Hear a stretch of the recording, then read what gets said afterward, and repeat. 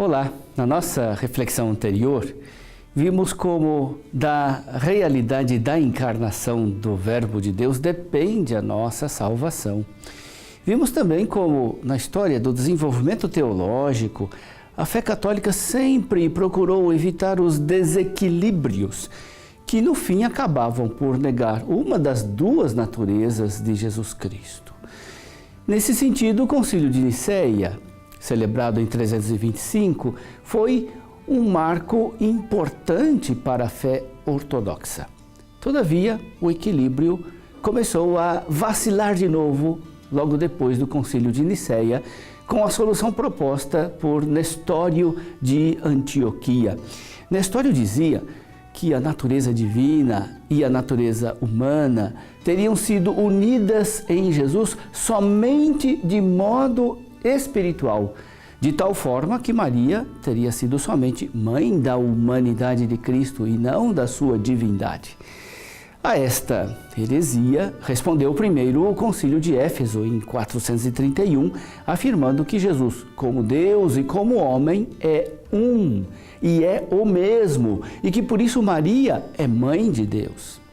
Seguidamente, o Concílio de Calcedônia, celebrado em 451, ensinou que em Jesus Cristo ambas as naturezas, a natureza divina e a natureza humana, estão unidas, sem confusão, sem mudança, sem divisão, sem separação. Em Jesus Cristo, as naturezas humana e divina não estão unidas por uma mera justaposição, nem por absorção de uma pela outra, tampouco por uma mutação de uma pela outra. As duas naturezas estão unidas na única pessoa do Filho de Deus, ou seja, trata-se de uma união pessoal, união hipostática. Por isso, chama-se, de fato, essa união das duas naturezas em Cristo de união hipostática. Ainda hoje, como ao longo da história da Igreja, a condição humana e a condição divina de Jesus Cristo é motivo de propostas e especificações. Periodicamente aflora em cristãos de boa fé ou em pessoas que se afastaram da prática religiosa a dificuldade de aceitar a divindade de Jesus.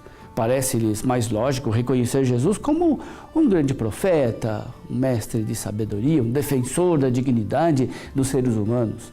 Poderíamos dizer que um certo arianismo difundido está sempre à espreita. Apesar de estas questões nos poderem parecer por vezes discussões teóricas que exigem um esforço conceitual exaustivo, é importante considerar que a fé, tal como outras questões humanas, como a política, a economia, a justiça social, a fé exige rigor no raciocínio e coerência. Não se pode dizer, esse aspecto da fé não tem importância para mim. As formulações incluídas no credo não pretendem explicar exaustivamente o que de fato é inacessível à inteligência humana. Pretendem, no entanto, por assim dizer, indicar a direção certa por onde se pode investigar o mistério da pessoa de Jesus Cristo. Elas esclarecem o mistério, mas especificam qual é o mistério que não podemos racionalizar, mas que podemos aceitar na humilde evidência da fé. Receba de Deus a bênção, em nome do Pai, e do Filho, e do Espírito Santo. Amém.